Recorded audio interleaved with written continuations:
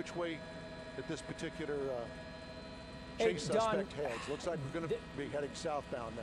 This little car is really moving at a good clip. I mean, he's passing those vehicles like they're standing still. He must be going 80, 90 miles an hour easily. I mean, you see him slow down on that off-ramp. It's a late model, looks like a Chevy Impala, a gray Impala. This chase has been going on now for, I don't know, 15 minutes or so. It took us a while to get up here. Yeah. But as you can see, Conroe Police is the lead chase vehicle in this pursuit. We're heading northbound now on the Hardy Toll Road. They're going northbound on the Hardy, so if they continue on this route, they're going to end up into the Woodlands. So they were off of JFK. They were on that they were on that ramp that led to the airport. Now they're going well northbound on the Hardy, and you know, at this hour, especially 5 o'clock, once he hits I-45, if he stays on this road, he's going to run into a lot of traffic, Don. Well, that's right, Art, and but he's got a ways to go to get there because this is obviously the exit ramp from the airport. You have to pardon our shot right now because we're up here in the Intercontinental Airport airspace, so we're having to fly by their rules up here. I can't get right on top of the chase. And we've got the camera on the double extender here, so we're going to do our best to keep up with it as best we can. Well, Don, but as you can see, oh boy, look at that. We see at least a couple of squad cars running hot behind him. Can you see more police vehicles and perhaps we can? Well, Melanie, I cannot, and I don't want to lose him right now and take a look. But this is Conroe. Conroe is taking the initial lead in this chase. It looks like an unmarked car back there behind them. So they went, so Conroe took the lead. They drove all the way south, and now they're going back north on the Hardy Toll. Now he's onto the shoulder. They're running into a lot more traffic. This is the commuting outbound traffic on the Hardy Toll, and the police are just right there behind him. And it looks like, what street is that? No, he didn't take off there. It looks like he just passed up Ritchie Road. Yeah, this guy's a crazy driver, and you can tell he is determined, Don. Well, and you can see determined now to get away. As we all know, that he'll never get away. This is a police pursuit that will always end one way or another. We hope it doesn't injure anybody, and he finally pulls over and gives up. Again, we're doing our best to keep up here, but we are limited by which way we can go and how fast we can get there due to the airport constraints that we have up here. Okay. Now he is approaching.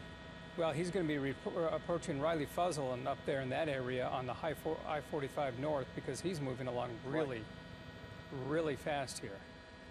Well, and really weaving in and out of traffic there, which is perhaps even more surprising that with all that commuter traffic, he has not been slowed down more. But you can see the police cars are keeping up with him without, and I don't know, it's obviously not possible to tell up there. But can you see whether or not people are moving out of the way, whether other drivers are aware that there's something going on? It doesn't appear that way, which is pretty typical for these chases until the chase actually comes up on their rear view mirror. They're right on their tail. It's, you know, everybody for themselves here trying to get out of the way. Yeah. We just got approved to go north, so we're going to try to catch back up to this chase. All right, we'll try and now the chopper, I know you can get about to 140 miles an hour or so on that thing, so let's hope that you can reach these guys.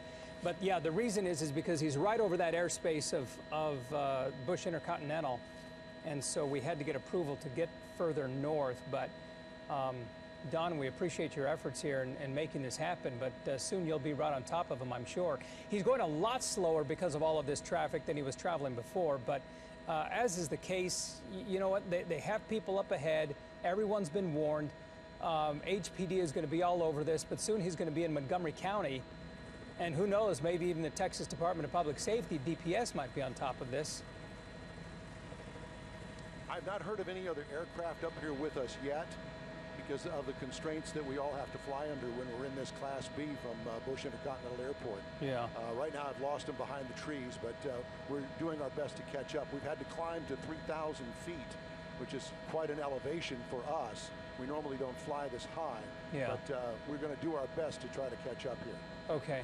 Well, and at least up until just a moment ago when you lost him there, you could see those squad cars were right on his tail. There he is. Go again. They just moved into view once again. But, and we've only seen two. Yeah, we've only seen two. They're staying right behind the guy. For all of this time, they've stayed behind him. Again, this is Conroe, we understand, the lead police behind all of this.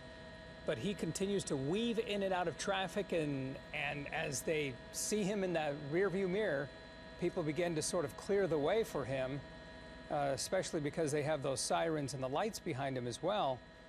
But it won't be long, another few minutes, and he'll be hitting I-45.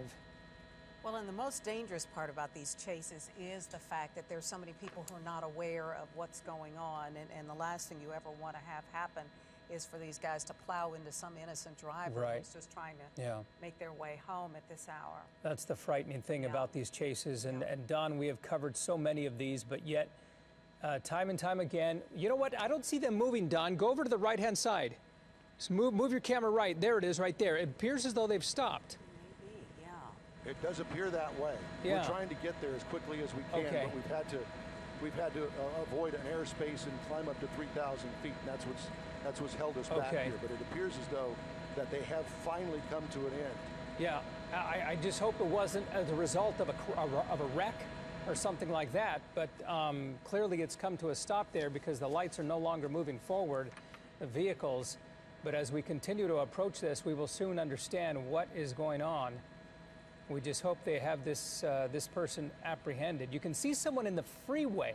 I can see a person. I can see several people standing, moving across the Hardy Toll Road.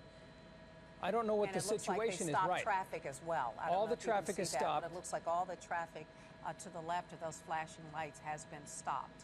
Yeah, I don't know. We don't know whether those are police officers, whether those are suspects, what is going on here. But still, a lot of chaos and certainly madness is clearly from the suspects, at least. You know, what they're trying to do at this point. We're not sure. Now, we're not entirely sure what we're looking at, certainly because the trees obscure some of it. But as Art mentions, it does look as though there are several people standing in the roadway, and clearly they have had the traffic stop there. You may see that black car. Is that it in our upper left-hand corner? I don't know, because what we're hearing... Pole, right where all of those people are standing looking down from the Hardy Toll Road, it appears as though that the suspect's car exited there. You can see that exit ramp. Right. Police are approaching, but they're not... I can't really tell from this distance. Yeah, it looks like they're approaching. We understand. Or not. Apparently the traffic, the radio traffic as well, Don, says that he was trying to exit. He could not handle that turn, and he may have just gone off the road and wrecked, and so we're not sure. They look like they're slowly approaching the vehicle. They're busting out the windows right now. You see him smashing the windows? Yeah, now we can see it on the other side of the freeway. It's just on the other side of that medium or the rail of the freeway. It looks like they're trying to do something there to the vehicle. Really tough to see. Don't know whether they have anyone in such. Joined in now. Okay, so that. Well, I think Don is trying to maneuver his way over there. The helicopter is, but yeah, he's clearly wrecked. He's right there. They've opened up the door. The driver's side door is open, and they have the guns out. They stopped traffic because of trying to get this guy. And it looks like you've got several police officers there leaning over the side of the freeway, no doubt trying to keep people back just in case there is any gunfire. But you can see that black vehicle. There he is. Really on the side of It's a female. It's a female. Yes. It's a female. Okay. This is at the Luetta exit on the northbound side of the Hardy Toll Road. Okay. Now they're checking to make sure that there's no one else in the car. She has wrecked it because all of the airbags have gone off. Okay. Yeah, you can see the side airbags there in the back window as well as the front. They're checking the vehicle to see if anyone else is in that vehicle, and you have guns drawn from all of the police who were blocking the I-45 northbound. This will be a mess for any commuter because that road right now is shut down. Well, and we should mention, Don, and I'm glad you pointed out that this is a woman. We have seen it a little bit more in recent years, but it is very rare in these police chases, and in their cases, to have a woman driver trying to outrun the police. But you can certainly see her standing there with the police officer right next to that squad car, as they no doubt are going through the car to make sure there are no weapons, nothing of any danger, perhaps another person inside. Yeah. After smashing out that back windshield, as Art pointed out. She could simply not maneuver that corner as she tried to make that exit. Lost control and went. The Luetta exit. The Luetta exit. Okay. On the Hardy near northbound Luetta. side of the Hardy Toll Road. They just popped the hood, checking back there. I think they've declared the thing completely empty because they're all walking away from the vehicle now. They're booking the woman who is, well, she's already handcuffed. No doubt going through the process there, frisking her at this point. And you can now see some of those officers coming down off the freeway where they were really standing there with guns drawn, making sure that there was no further danger here. Yeah. You can see her being put into the back of that squad car right now. We don't know what precipitated this chase, Melanie. Yeah, we don't, do we? But surprising, as you mentioned, Don, and you sort of gasped when you saw her walk out of the vehicle, that it was a woman it's actually. Always a surprise when you see a female leading everybody on a chase. Right. Exactly. Yeah. As we say, that is, it is once very, very rare, unfortunately becoming a little bit more less so at this point. Yeah. Certainly not one of those things that we want to close the gender gap on, that's for sure, but always really interesting to see a woman driving in a case like this. Well, in the meantime, there's the vehicle. It is a Chevy Impala, but she was maneuvering that thing pretty well for a Chevy Impala. No slight against that vehicle, but you know, she couldn't maneuver that corner well enough, and she went off the road, and now she's into what looks like a telephone pole. They quickly opened the Hardy Toll Road. There it is moving again, but that backed up traffic for a little while, and Don is getting some pictures of that traffic backed up as we look at this scene. But well, David Tillman's standing here, and David knows a great deal about cars, and one thing I guess, David, we can say is that Chevy Impala had some pretty good speed on it. Yeah. I mean, that particular vehicle does have a V6 engine in it, standard, so it doesn't matter what trim level. Car is certainly capable of getting up to speed and staying there. Yeah. Now, one thing I will kind of add in here, and that is that it looked like somewhat of a lower trim level of it, so I won't completely rule out the possibility that that was a rental. Ah, okay. Well, there's something I never thought about. You see? Leave it to David Tillman. He knows his vehicles. Yeah, look at the front end of that vehicle, Don. It is, looks like it's run over a few fences or something. I don't know. It looks all pretty smashed up. Or like she smashed into that pole and then bounced back a little bit. But. All right, Don Nelson, or Don Armstrong, thank you very much. We appreciate you being with us and bringing us that live reporting from the air.